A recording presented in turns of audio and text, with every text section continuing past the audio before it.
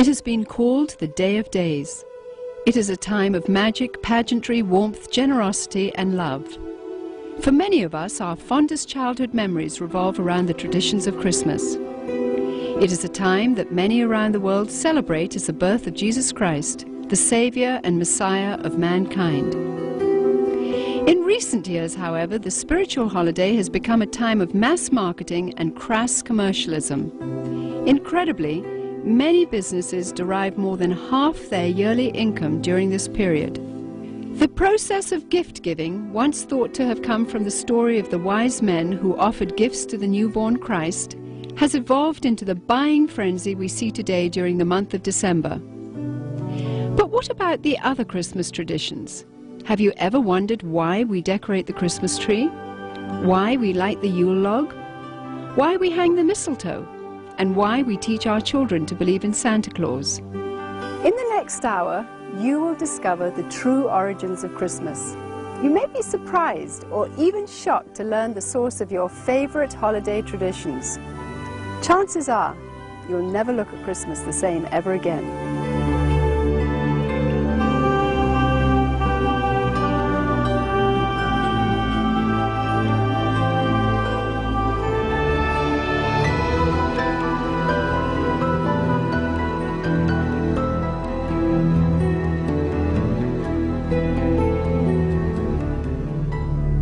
In the Northern Hemisphere during late December, the days are at their shortest lengths and the nights are at their longest.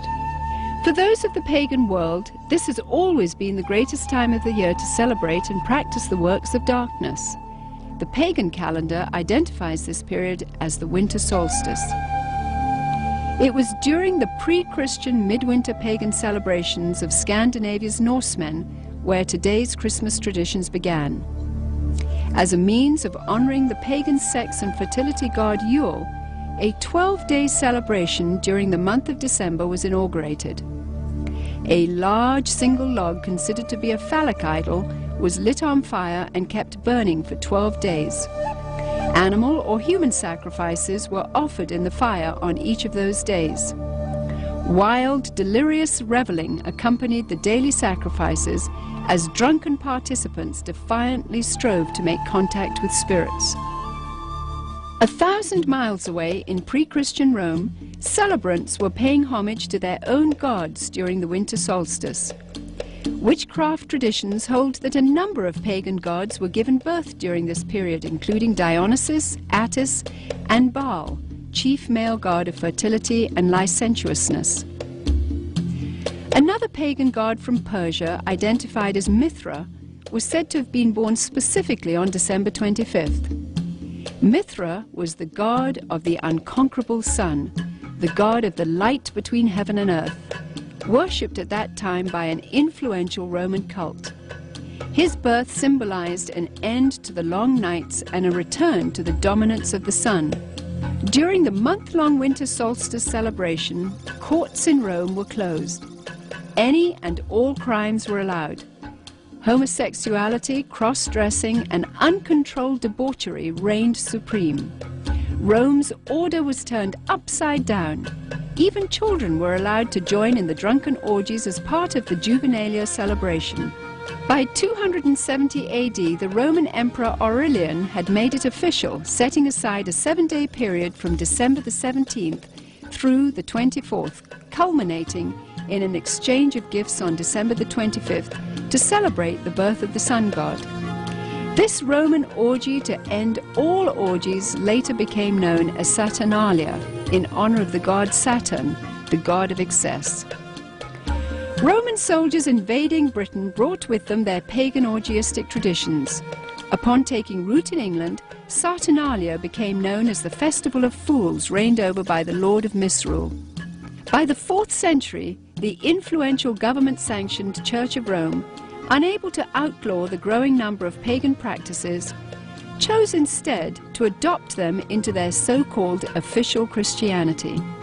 The Church believed this would attract more pagans to their fold. Up until this time, the birthday of Jesus Christ, the Jewish Messiah, had not been celebrated at all. Ignoring scriptures, however, indicating that the birth probably did not occur during the winter, the church nevertheless confused biblical history and made Jesus' birthday coincide with the pagan god Mithra. The birth date of the sun god had now become the birth date of the Son of God. It was hoped that the pagan celebrations of Saturnalia would merge into this new legally sanctioned form of Christianity. The Church's practice of changing the dates of Christian events to coincide with pagan festivals continued, and by the 7th century, Pope Gregory I had ordered Augustine of Canterbury to incorporate any and all pagan practices and customs into the expanding Roman Catholic Church. During the Middle Ages, the debased Mardi Gras atmosphere of what was now known as Christ's Mass had reached a fevered pitch. Common practices included open sex in the streets, rioting, murder, and a number of pagan druidic Halloween rituals. This blood-drenched celebration got so out of hand that by 1652, following the execution of King Charles I, Christ's Mass was finally outlawed in England.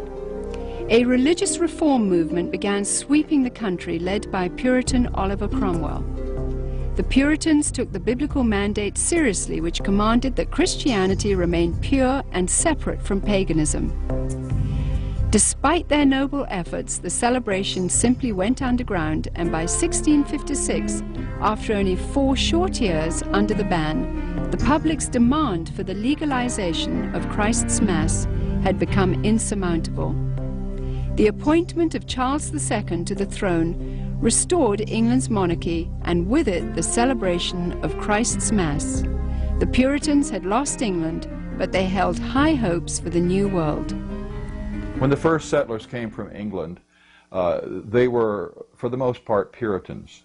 They came here for religious freedom. They came here to be free to worship God without a hierarchy and without the corruption of the organized church that they had known before.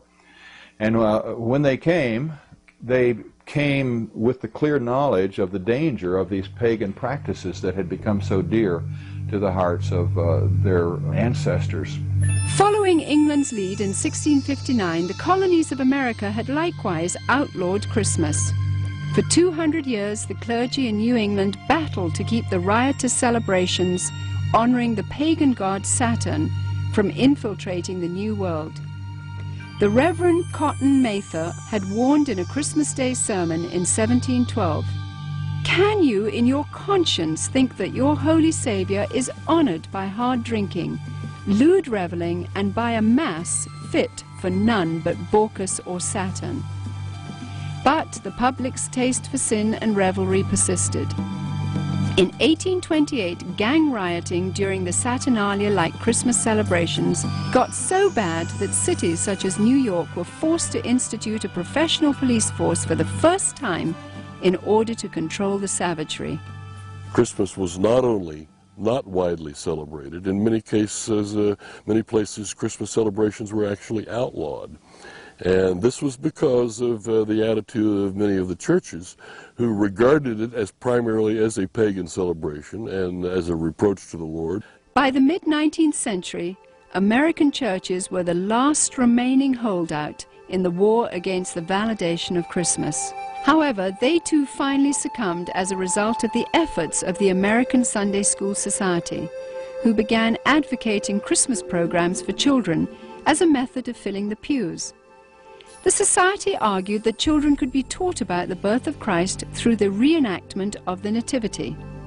They also offered candy and treats to the children as a means of enticing families into accepting the holiday, despite its notorious history and blatantly pagan roots.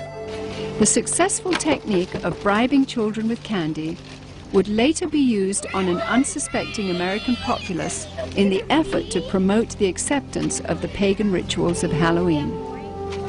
However, it was the work of England's most popular writer, Charles Dickens, whose ghostly 1843 book, A Christmas Carol, cemented the Christmas holiday in the hearts of Americans forever.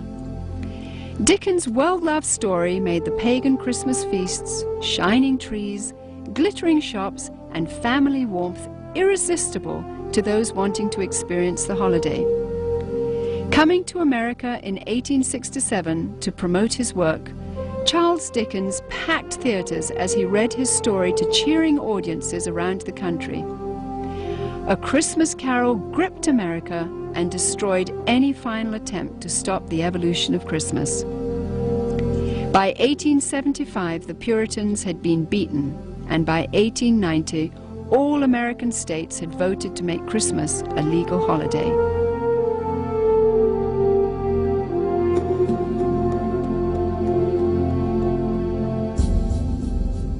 Today's tradition of the Christmas Yule log stems directly from the worship of the pre-Christian Scandinavian fertility god Yule. The burning of this phallic idol is also responsible for the concept of the 12 days of Christmas, which represented the 12 daily sacrifices offered up in the Yule log's flames. Another good example of the pagan elements of Christmas is the whole concept of Yule and the Yule log. The very term is derived from the Norse god Yule, spelled J-U-L.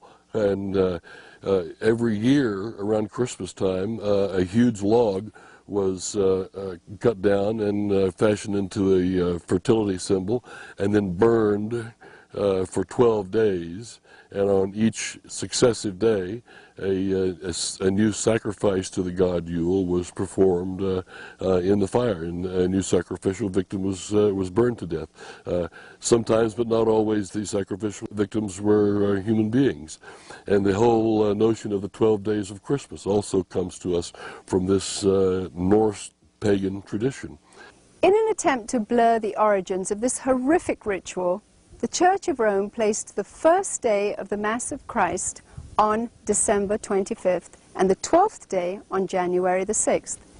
Despite no scriptural references for January the 6th, it was selected as the day the wise men supposedly arrived to offer gifts to the newborn Christ. This day then has become known as Epiphany. During the Dark Ages, the European custom of putting an oil-lighted wick lamp in the windows during the 12 days of Christmas signified to neighbors that the occupants were participating in the pagan worship of the phallic idol Yule. In today's commercialism, this is where we get the tradition of decorating our houses with Christmas lights. The Yule log custom was originally brought over to America by Scandinavian immigrants during the 1600s. And despite attempts to ban the tradition, it has stayed with us to this very day. Today, when we wish someone Yuletide greetings, we are in a sense invoking the power of the fertility god Yule upon that person.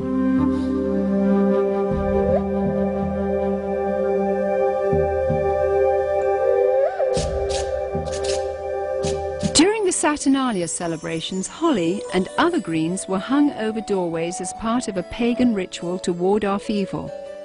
To deck the halls with boughs of holly was to acknowledge the powers of the nature gods. According to Wiccan rituals, placing holly or other greens in the shape of a circle or wreath accentuated its magical power. Similarly, mistletoe, when used in the casting of Wiccan or Druidic spells, could render a woman helpless and open to sexual exploitation. This is where we get our custom of hanging mistletoe in doorways today, and if a woman is caught underneath, she may be kissed and must not resist. The fir tree, the mistletoe, all of these things typically come from overtly pagan traditions, typically from Northern Europe, German, Norse, and English. Likewise, evergreen trees have always represented sex and fertility in pagan cultures. During the winter solstice, trees would be chopped down, brought inside, set up, and decorated as idols for worship. The Christmas tree was regarded as a sacred tree. The pagans of Northern Europe typically worshipped trees. They regarded trees and groves as sacred. So the bringing of the tree into the house would be a way of bringing this supernatural source of blessing into your home. That was the whole idea, that there were spirits who resided in the trees. In the Middle Ages, the tradition of the winter solstice Christmas tree primarily took root in Germany. During his reign, King George I, himself of German extraction, brought the custom to Victorian England. German immigrants settling in Pennsylvania did the same in America during the early 1800s. In 1848, the London Illustrated News published this famous engraving depicting Queen Victoria and her royal family beside a decorated Christmas tree. And within a few years, nearly every English household had their own tree in allegiance to the monarchy. By 1900, the U.S. Forest Service estimated that at least 1 in 5 homes in America had adopted the Christmas tree tradition. Thousands of years earlier, God, speaking through the prophet Jeremiah, warned against this pagan practice in the Old Testament. Thus saith the Lord, learn not the ways of the heathen, for the customs of the people are vain. For one cutteth a tree out of the forest, they deck it with silver and with gold. They fasten it with nails and hammers that it move not. Be not afraid of them, for they cannot do evil, neither also is it in them to do good.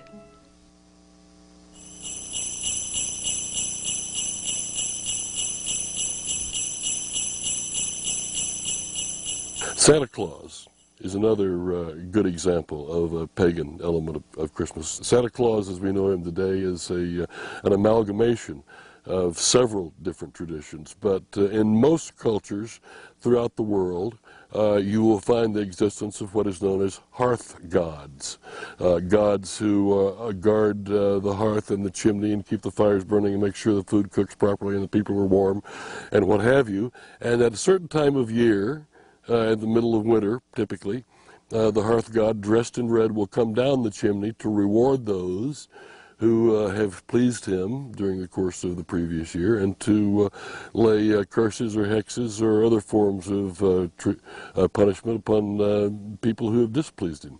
The concept of Santa Claus has had a long and winding history, with a number of diverse cultures contributing to the composite character we have today.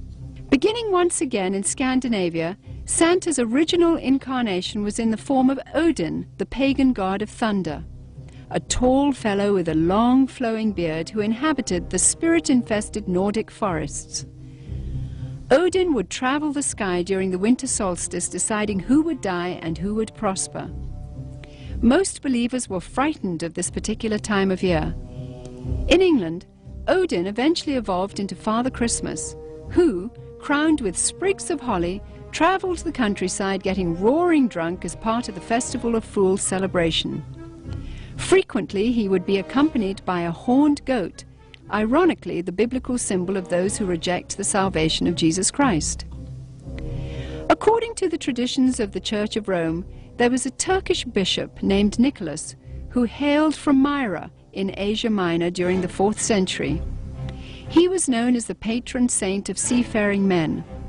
Over the centuries, as the legend began to unfold, it was rumored that St. Nicholas had actually captured the devil himself, put him in chains, and made him his personal servant. Recognized in various cultures as Krampus, Beelzebub, or Zwart Piet, Black Peter, this assistant of St. Nicholas is best known by his German name, Knecht Ruprecht.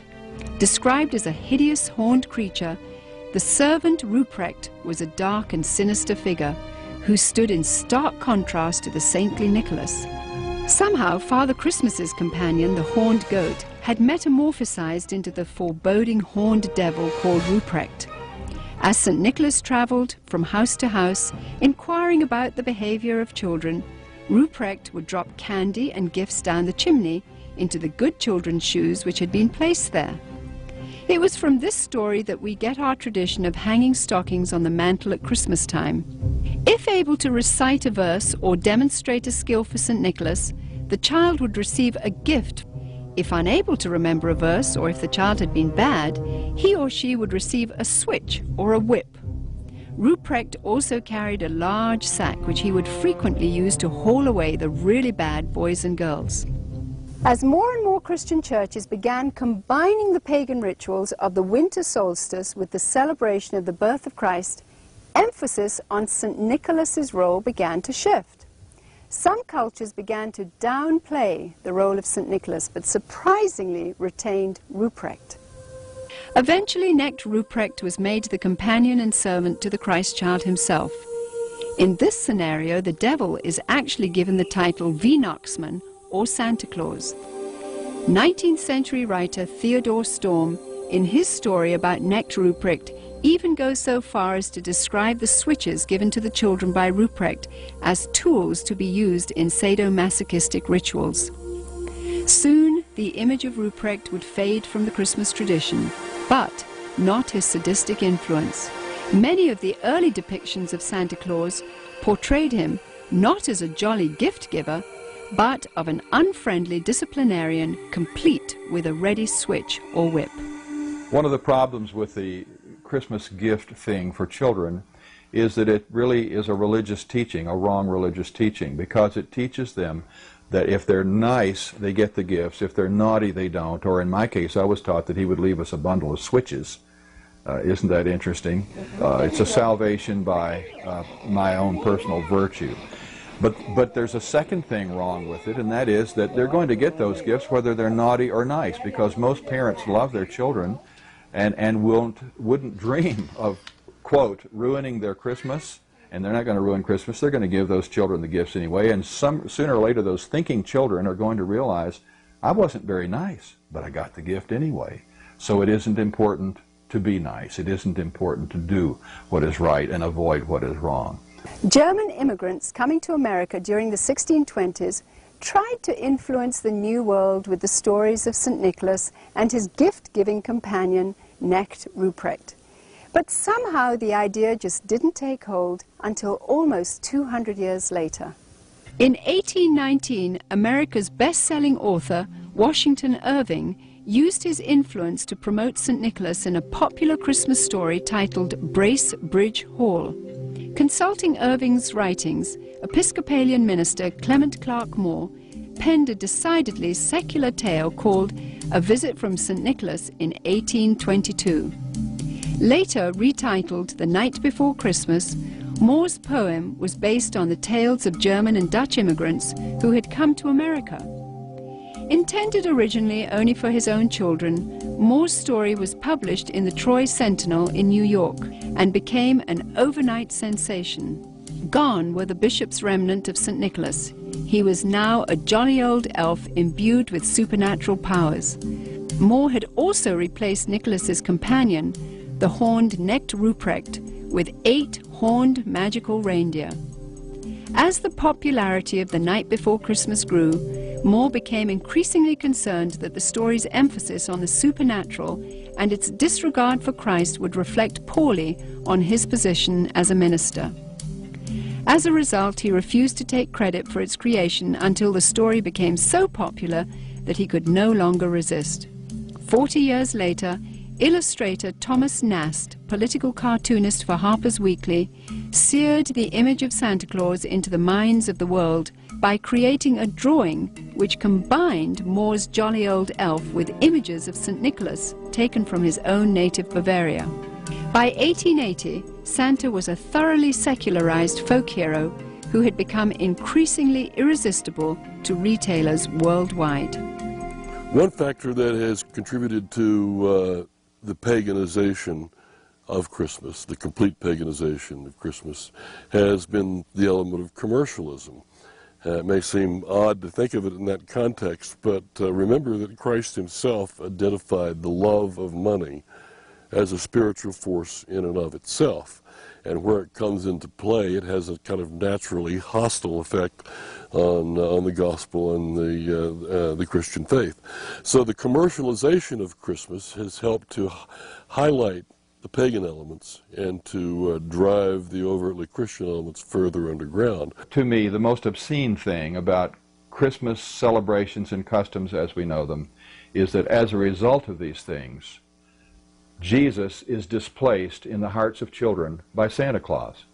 The love, affection, appreciation, trust, the desire to emulate, these things that they should have in their hearts and minds as growing children for Jesus himself, to whom they owe everything.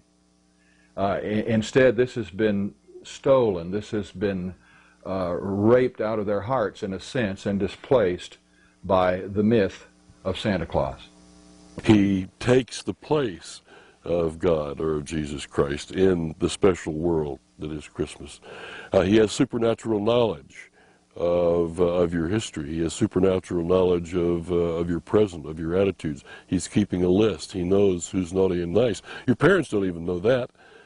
He's obviously got some conduit to knowledge that is beyond the human, and he flies through the air, capable of visiting every place on the globe in the course of a single night. In many, many ways, Santa exhibits supernatural qualities that provide a kind of a surrogate deity or a substitute for God or for Christ. Myths, by definition, evolve and change, and things are added.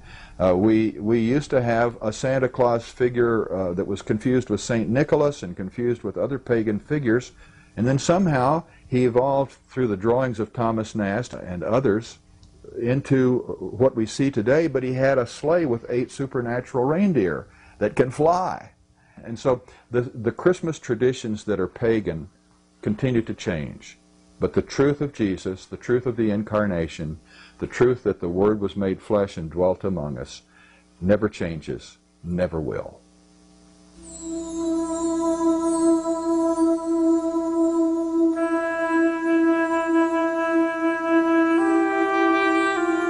Various scriptures in the Bible, including the 2nd chapter of Luke, record the events surrounding the birth of the Messiah. A decree from Caesar Augustus had gone out, requiring all people to return to the city of their origin for taxation purposes. Mary, who was pregnant with a child conceived by the Holy Spirit, made the difficult journey to Bethlehem along with her husband Joseph. Both Joseph and Mary were of the lineage of King David. Upon arrival, they found all the inns to be full, but were provided with a stable where Mary could have her baby. At the same time, an angel announcing the birth of the Messiah appeared to shepherds tending their flocks in a field nearby. The stunned shepherds hurried to Bethlehem and found the baby Jesus lying in a manger just as the angel had declared. Although traditional nativity scenes place 3 wise men at the stable at the time of Jesus Christ's birth, according to Scripture, these wise men visited Jesus later at his home. Because 3 gifts are named, gold, frankincense, and myrrh, tradition says 3 men gave them, but exactly how many wise men visited Jesus is not known. The birth of Jesus Christ miraculously fulfilled a number of Old Testament prophecies about the coming Messiah, including that he would be born in Bethlehem, that he would be born of a virgin, and that he would be a descendant of King David's. The concept or the idea of celebrating the birth of Jesus once a year had apparently never occurred to the Church Fathers. In the first 3 centuries of the Church's history, there was no such thing. And I think God perhaps very carefully avoided telling us in the Scriptures when he was born. We can be sure of one thing: it wasn't in late December, and because in the first place shepherds don't abide by their flocks in the fields by night in late December. It's too cold. They take them out in the morning to pasture, protect them while they eat all day, and then bring them back in at night. So it wasn't in late December. It's an interesting thing, and perhaps an intellectually tantalizing thought, to try to figure out when he was born. And it can be done within limits, and if it mattered, and apparently it doesn't matter to God, he was probably born in late September. Some scholars point out that according to Scripture, the birth of Jesus may have taken place in the first day of the Feast of Tabernacles, or September 29th. Ironically, this would have placed his conception right around December 25th. The timing of other events such as the temple service of Zacharias and the pregnancy of Mary's cousin Elizabeth lend credence to December 25th as being the date of Jesus' conception. Since Christians believe that life begins at conception anyway, and not at birth as pro-abortionists believe, this may be a more appropriate reason to remember this time of the year as the period in which God came to earth in human form. For some, Christmas today simply means a time to get together as a family. For pagans, it is a deeply religious time to celebrate the winter solstice. Retailers, of course, view it with eyes towards making huge profits. Others use this time to reflect on the birth or conception of Jesus Christ, while many parents use Christmas to perpetuate the myth of Santa Claus to their children. In order to carry on this myth of Santa Claus, we must lie to our children. We must deceive them. We literally must lie to our children. And one of the wonderful things about children is that they naturally believe everything that we tell them when they're small. They trust us to tell them the truth. And if we deceive them in this way, it has to be destructive, because at some point in their future lives, they're going to wonder if other things we told them were true. The things we told them about the Lord, were they really true? It plants the seeds of doubt. And anyway, it creates disappointment. It creates disillusionment. To my mind, the question is not so much whether to celebrate Christmas or even how to celebrate Christmas, but to be able to make any decision knowledgeably. Whether you celebrate it or you don't celebrate it, you should know why you're doing so. You should understand what the pagan roots of Christmas are, and with that knowledge, you can discount them or ignore them if you choose to do so. It is not the purpose of this film to tell you which Christmas rituals should and should not be practiced by you and your family. This is between you and the Lord. What Christians should be most concerned about, however, are the growing pagan influences infiltrating every area of our rapidly degenerating society.